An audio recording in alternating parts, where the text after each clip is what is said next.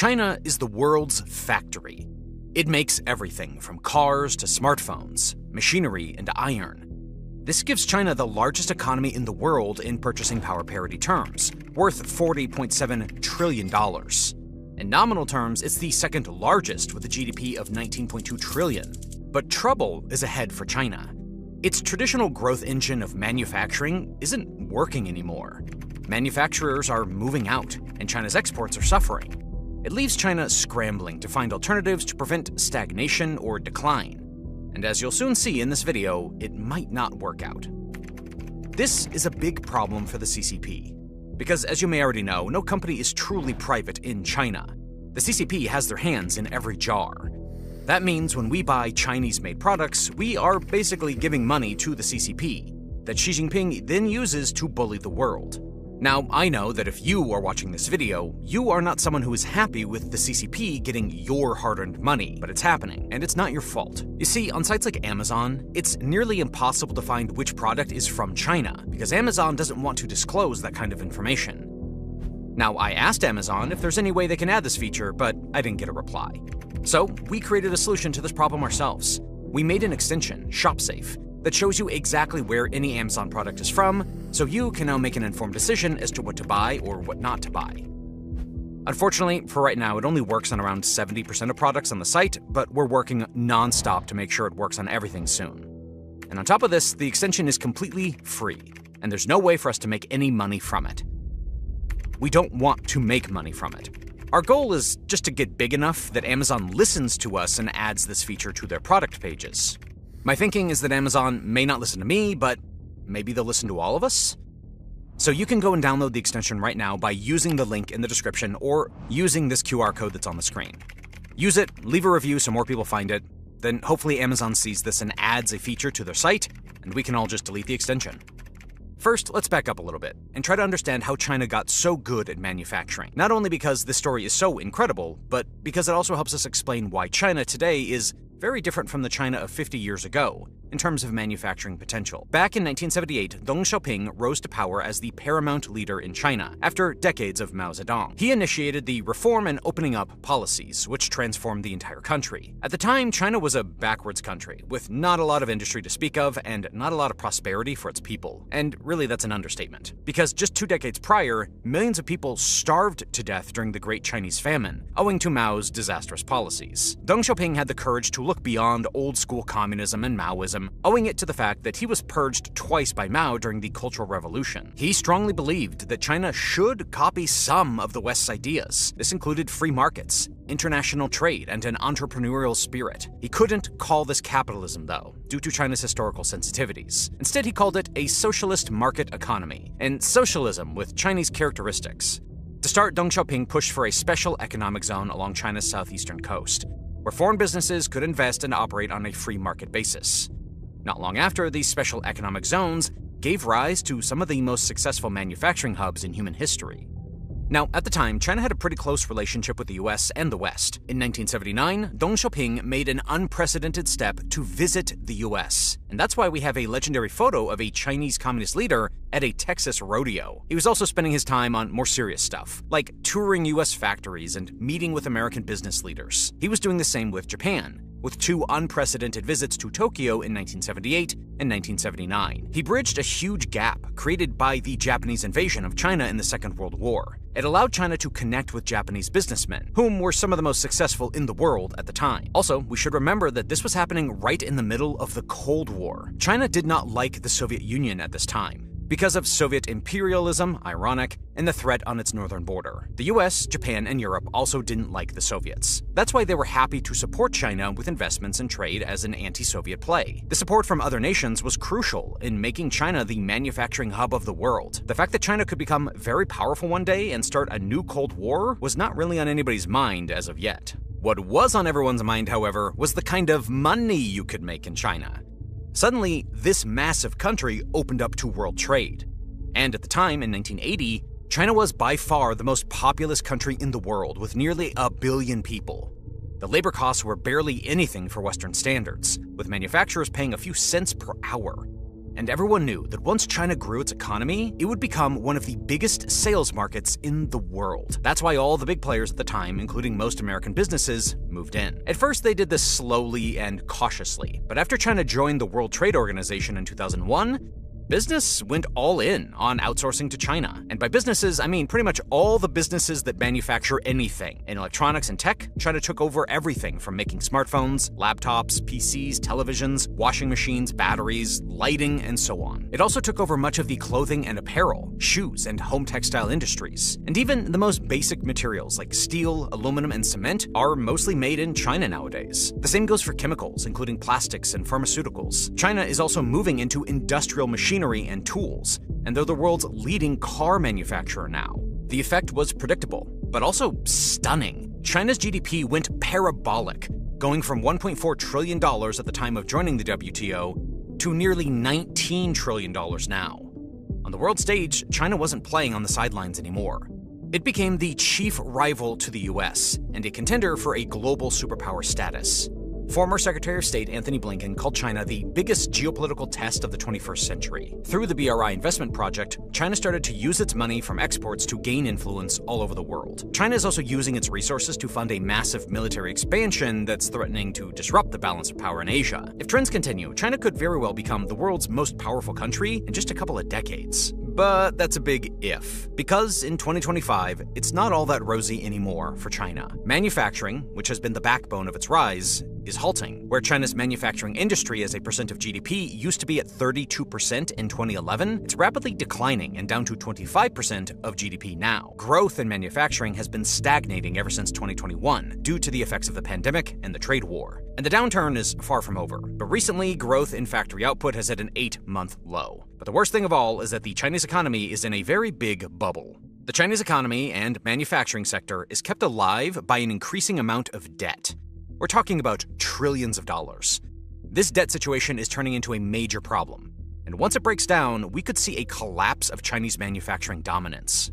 We'll cover all of this later, but first of all, we have to start at the very basic economics of the Chinese manufacturing operation, because that's where it starts to go wrong. Chinese manufacturing relies on having the most and the cheapest labor. That was the case in 1979 when the reform started, and it was the case when China joined the WTO in 2001. But it's not the case anymore. Just look at this chart showing the average yearly wages people earn in Chinese manufacturing. In 2013, they earned 46,000 Chinese yuan. A decade later, it more than doubled to 108,000 Chinese yuan. Now, that's still only about $15,000 and way lower than the US, but it's clearly not as cheap as it used to be. And there are other countries out there with wages of only a couple thousand, significantly undercutting China. Meanwhile, China doesn't even have the most people anymore. India has overtaken China as the most populous country in the world. But it's not just that. China's population is rapidly aging, with the median age already nearly 40 years old. This means that a large and growing part of the population is retiring and not able to work in factories anymore. There are already 22.5 retirees for every 100 working-age people in China. This is called the old age dependency ratio. By 2050, this could rise to 51 retirees for every 100 working-age people, according to the UN. That's really bad for the economy, especially because the population is also declining at an alarming rate. Last year, China lost 1.39 million people due to low birth rates, and this is only accelerating. This is already having effects on manufacturing. 3 years ago, a survey done in China reported that 80% of manufacturers faced labor shortages, ranging from 10 to 30% of the workforce they needed. And according to the Ministry of Human Resources and Social Security, the total labor shortage could rise to 30 million people this year. It's worsened by the fact that the younger generation doesn't want to work in factory jobs at all. A majority of them are now highly educated, with 60% being enrolled in higher education. That means that they want to have a higher paying job, and they don't want to work on the manufacturing lines. But there's a huge mismatch, because China doesn't have enough white-collar jobs. That's why youth unemployment is in the double digits, while there are also labor shortages in blue-collar manufacturing jobs. Still, the problems in the labor market aren't even the most threatening problems. What's even worse is the trade war with the United States, one of China's biggest customers. In part, this is because of a basic geopolitical calculation. The United States fears that China will take over the role as the global superpower, and it's trying to prevent that from happening through economic pressure. China's geopolitical moves all over the world with the Belt and Road Initiative are only worsening the suspicion against Beijing. In and pitting the US against China. The same goes for China's aggression in the South China Sea, along with the potential aggression against Taiwan. It's very clear that the China of today isn't the China that it was 20 years ago. Back then, China wasn't powerful enough to threaten the world order. Now it has become the biggest security threat by far. But it's not just power politics that matter here. The United States also has its economic interests to defend, and let's just say that China hasn't been dealing fairly with its trade partner. The wave of outsourcing to China has dismantled a large part of the American industry, causing 3.7 million Americans between 2001 and 2018 to lose their jobs. In the meantime, China has taken over a lot of America's market share in total global manufacturing output. The worst thing about it was that in return for giving away manufacturing, America faced a closed door in China. It's incredibly hard for American businesses to start selling products in China. They're faced with complicated regulations favoring Chinese businesses, and even worse, with Chinese businesses that copy everything. According to an American congressional estimate, Chinese businesses steal $225 to $600 billion worth of intellectual property every year, and they've been doing this for decades. What this means is that they steal American designs, trade secrets, research, and more. But American businesses can't do anything about it, because the CCP is more than happy to support Chinese businesses that are doing this. Top of that, the Chinese government gives tons of subsidies and other advantages to its own industries. This might seem like a domestic issue, but other countries don't like it because it distorts the free market. Foreign companies who don't get that kind of support start to struggle. Basically, China can use subsidies to kill foreign competition in order to win monopolies in crucial sectors. And if you add all of these together, you start to get the picture that America's $295 billion trade deficit with China isn't just some law of economics. It's China trying to rip off its #1 competitor. Now, everyone understands that when you don't play nicely, people are going to respond in kind. With President Trump's recent tariff escalation, the time has come for China to face the consequences. The tariffs threaten one of the most crucial parts of the Chinese economy, namely the manufacturing industry that thrives off of exports. In 2024, China exported a total of $3.6 trillion, of which at least $439 billion is exported to the US, but probably much more. We also have to take into account the effects of China rerouting its exports to countries like Vietnam, Hong Kong, Singapore, Mexico, and Canada. That helps it to avoid tariffs, but indirectly supports the Chinese economy. Although President Trump's own figure of China's $1 trillion surplus is probably an overstatement, China's exports are bigger than the official trade figures suggest. In a way, this makes China dependent on the US. According to Goldman Sachs analysts, about 16 million Chinese jobs are involved in making goods for the US, which is nearly 2% of all the jobs in China and over 10% of all manufacturing jobs. Clearly, China will take a big hit because of the trade war with the US. But on the other hand, it wouldn't be the end of the story for China's manufacturing industry. It would be even worse for China to lose its trade with the European and Asian markets. China currently exports slightly more to the European Union than to the United States, and China's exports to the ASEAN countries in Southeast Asia outweigh both the US and the EU. Other markets like Japan, South Korea, India, and Russia are also important for China. And although it's small right now, China's trade with countries in South America and Africa is one of the main areas for growth. However, all these export markets carry risks for China. Various Asian countries are not comfortable with China's geopolitical ambitions. This includes Japan, India, Vietnam, and the Philippines, who don't want China to be militarily dominant in the Asia-Pacific region. A major issue is the South China Sea, which is disputed between China, Taiwan, Vietnam, Malaysia, Brunei, and the Philippines. The South China Sea is also a very important waterway, where about a third of maritime global trade flows through. There's also a lot of strategic military value to the area, especially on the Spratly and Paracel Islands. And most importantly, the sea holds an unknown amount of oil and gas, and China estimates the value of this to be at $60 trillion.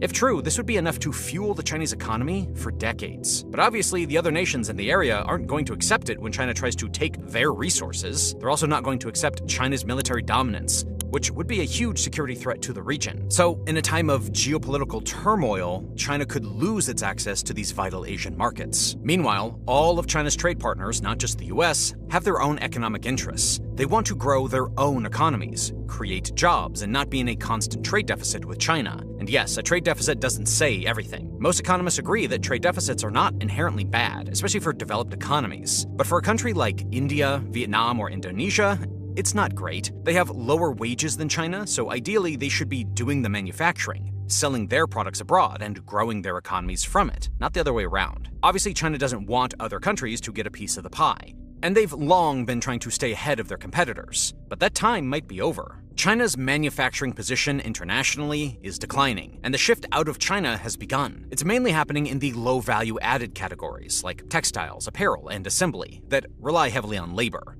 Because China lost the low labor cost advantage, its global export share in these product categories has already declined from 40% in 2013 to less than 32% now. One of the countries that's taking on China's manufacturing industry is India. It has more workers than China, with a working age population of 961 million people, compared to 858 million. Meanwhile, manufacturing wages are up to 7 times cheaper than in China, varying by region. So, for low-cost and labor-intensive manufacturing, India seems to have better fundamentals than China. That's why big brands, including Apple, are rapidly shifting their manufacturing from China to India. This is also a geopolitical play, because companies don't want to be over-reliant on China anymore because of the risks associated with China. If something like an invasion of Taiwan does happen, they don't want to be stuck in China. Now, in the long term, India could copy many of China's industries and race ahead to balance Beijing. It would be terrible for China's power projection, because it places a huge competitor right at its doorstep in the south. It's also not exactly a China-friendly country, because it has a long-standing border dispute with Beijing. And China's alliance with Pakistan, India's biggest enemy, doesn't help either. It won't just be India that takes over Chinese manufacturing. Vietnam is also becoming a manufacturing hub to be reckoned with, because it's making the things that China does and doing it cheaper. The manufacturing industry has become the pillar for Vietnam's economic miracle, with the Vietnamese economy doubling in 10 years and GDP growing at 7.1% last year. Lots of foreign businesses are outsourcing to Vietnam, including global giants like Samsung, Nvidia, and Google. In a way, Vietnam has been the best example of a country copying the Chinese growth model. It has a similar type of government, with a communist party that abandoned old-school communism and adopted market economics. But, in a way, Vietnam is doing it even better than China. They're not just doing manufacturing for exports, they're also letting domestic consumption play a big role in economic growth, unlike China has done. As we'll cover later, the lack of domestic consumption is becoming a big problem in China. But in Vietnam, they're avoiding this. Meanwhile, other countries in Asia, including Bangladesh, Thailand, Indonesia, and the Philippines, all have the potential to turn into competitors for China. They all have the advantage of lower wages and a more neutral geopolitical position. While they don't compare in population size to India and China, they have more than enough people to take over certain niche sectors. Bangladesh is already very competitive with ready-made garments. Thailand is performing well in automotives and electronics. Indonesia is producing a lot of raw materials. And the Philippines is exporting a lot of semiconductors and integrated circuits. Now, they still import a lot of things from China because China is so big that it can create an economy of scale in all of these industries, but if they work smart and work together, they can catch up. Interestingly enough, Mexico is also in competition with China. It's not only that wages in Mexico are cheaper, but the country also has easy access to the American market through the USMCA, or the United States, Mexico, and Canada Agreement. And because of the trade war tensions between the US and China, many manufacturers prefer to move production closer to home in a trend called nearshoring.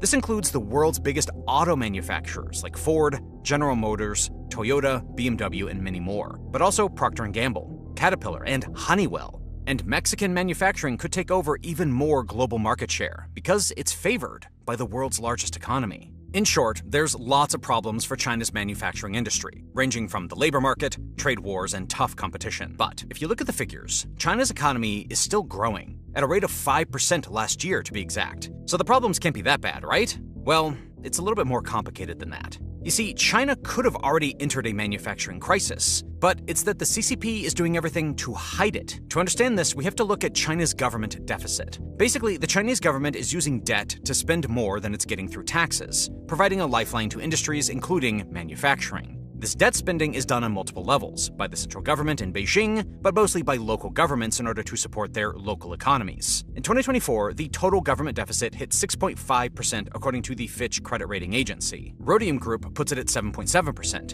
And for 2025, the deficit is going to widen even further to 8 or possibly 9%. Meanwhile, they're spending all this money just to hit GDP growth rates of 5%. And spending 8% of GDP to get 5% worth of growth doesn't really seem like a healthy thing to do. It seems like a strategy to trade short-term economic growth for a long-term debt crisis. This is bound to happen in an economic system like China. Local government officials get promoted or demoted based on whether they hit GDP targets or not. And of course, they're going to spend as much as they can to make this happen. The thing is, China's debt situation is becoming a big problem. National debt to GDP is already expected to hit 96% this year. In a few years' time, China is going to match the US in debt to GDP, even though it hasn't reached nearly the same level of economic development and creditworthiness. But the 96% figure doesn't even include China's hidden debt. That is, debt from local government financing vehicles or state-owned enterprises. It's cleverly classified as corporate debt, but in reality, it's directed either by the local governments or by the central government in Beijing. Local government financing vehicles are huge, accounting for 66 trillion yuan, or about $9 trillion in debt, according to Bloomberg. That alone is more than half of GDP. State-owned enterprises add another huge chunk to the total corporate debt of 172% of GDP, which is not really corporate debt.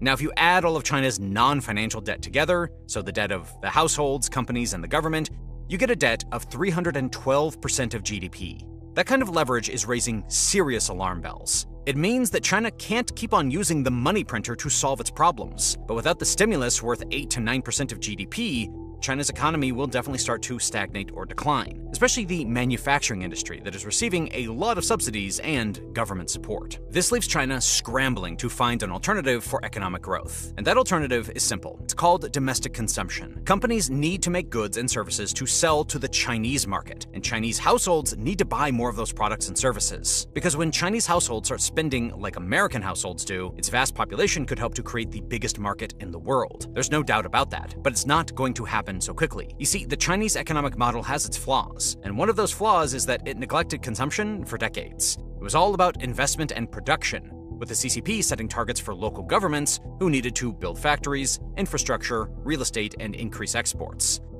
This unique model of socialism with Chinese characteristics worked for a long time. But in economics, it's not only about creating growth on the production side. Supply should follow demand. But in China, they've been focused on supply first and foremost. Private consumption lagged behind, and it's at less than 40% of GDP right now. Compare that to 68% of GDP in the United States. If China could catch up in this area, it would more than compensate for the problems in manufacturing. However, transforming the Chinese economy into a consumption-based economy is pretty hard. It's probably harder than it was to turn China into the world's factory. You see, currently, the Chinese economy is making things that it's not really able to consume at home. For example, China makes about 20 billion pieces of clothing a year, and Chinese consumers wouldn't consume all of this themselves. China also exports 4.5 billion units of household appliances a year. Chinese households could never buy that much. The same goes for the 1.7 billion phones it made in 2024, the 340 million laptops, and the 4.5 billion computer chips. It's exporting most of them. But because China's exports are stalling, China has to rebuild its economy to make things that Chinese households actually need and want to buy. And that's a big challenge. First of all, Chinese households would somehow need to spend more money. Currently, the household savings rate is way too high at 32%, meaning that Chinese consumers save 32 out of every 100 yuan they earn. Dave Ramsey would be proud. Recently, total household savings in China hit a record high of 140 trillion yuan, or about $19 trillion. So more money is sitting in the bank than the country earns in a year. That's counterproductive for the Chinese economy because households need to spend and consume more. For comparison, in the US, households only save 4.5% of their income. It's one of the reasons why the US accounts for about a third of global consumption, despite only having 4.2% of the world's population. As the example of America shows, consumption is a key pillar for economic growth alongside innovation and investment. Now, the reason why Chinese households save a lot of money are complicated. It's a combination of Chinese culture, inflated housing prices, high investment in education, and more. For the moment, it's hard to change these things. However, it's obvious that when households earn more money, they also spend more. And currently, Chinese households don't really receive enough income. Officially, China has a GDP per capita of $13,000. But the disposable income per capita, meaning the money that people can actually spend, is only 41,000 yuan, or about $5,700. So where does this money go? Well, the answer is simple. In China, corporations keep a lot of the money they earn in order to invest and meet CCP growth targets. This keeps wages down, which leads to weak consumption. Now, the CCP is slowly catching up to this reality. It's gotten to the point where the CCP is subsidizing things like microwaves and dishwashers just to boost domestic demand. but it might already be too late. To understand this, we have to look only at the example of Japan. You see, it's striking how many similarities there are between the two. In the 1980s, Japan was about to become the world's biggest economy, or at least a lot of people thought so. By 1995, Japan had a GDP of $5.5 trillion, not too far behind the US's of $7.6 trillion. The main reason was Japan's incredibly successful manufacturing industry with huge exports. But then the Japanese economy ground to a standstill in what's called the lost decades. It started with an asset bubble collapse. Afterwards, the manufacturing industry stopped growing, and Japan's manufacturing output never again reached the heights of 1995. And the reasons sound very familiar. Japan's population declined, leading to rising labor costs and a growing labor shortage. Japan's competitors, mainly China, started to take over market share. And the US, Japan's biggest export market at the time, started to get frustrated with Japan's unfair trade practices. Americans didn't want Japan to race ahead economically, leading to a lot of anti-Japanese sentiment. Out of patriotism, American consumers bought less Japanese cars and electronics. Decades later, it's clear which country won. The US now has a GDP that's 7 times greater than that of Japan. Of course, history never repeats itself, but there are many things in common between Japan in the 1990s and China today. And if China gets its own variant of the lost decades, it would be terrible for the CCP. First of all, the legitimacy of the CCP is based on a simple social contract. Chinese citizens give up their political freedoms so that the government can provide them with prosperity. Basically, their leader can be a dictator as long as he's a good dictator, which is called government paternalism. But once the economy stops growing and people stop getting richer every generation, it puts pressure on the social contract. The worse the economic situation, the more opposition to the CCP. This forces the CCP to have more repression and to be even more authoritarian. It could also be the reason for the CCP to try to find distractions. Some analysts argue that Xi Jinping could attack Taiwan when times get tough for him, just to rally national support. However, an economic crisis would also affect what China could do on the military front. It's Xi Jinping's stated goal to create a world-class military by 2049, meaning a military rivaling or surpassing that of the US. To achieve this, China relies on its economic power to spend hundreds of billions of dollars on its military development. But when the Chinese economy stalls, it would be tough to catch up to America's military might. And this makes it very hard for the CCP to achieve its political goals of dominance in the Asia-Pacific and beyond. And having less money for military expansion is not the only reason for this. Currently, China relies on economic diplomacy to get influence across the world with its trade and investment programs. But that only works for as long as the economy is doing well. When China doesn't have anything to offer anymore, these countries lose their interest in Beijing. Meanwhile, other countries like India and Vietnam can catch up because they start to take over manufacturing. This gives them more economic power, which checks China's regional and global influence. This is all great news for the United States. Washington loves to see a new balance of power in Asia with no single country taking over. But for China, it's a terrible scenario. Now, if you want to see more videos like this, please consider subscribing, and thanks for watching.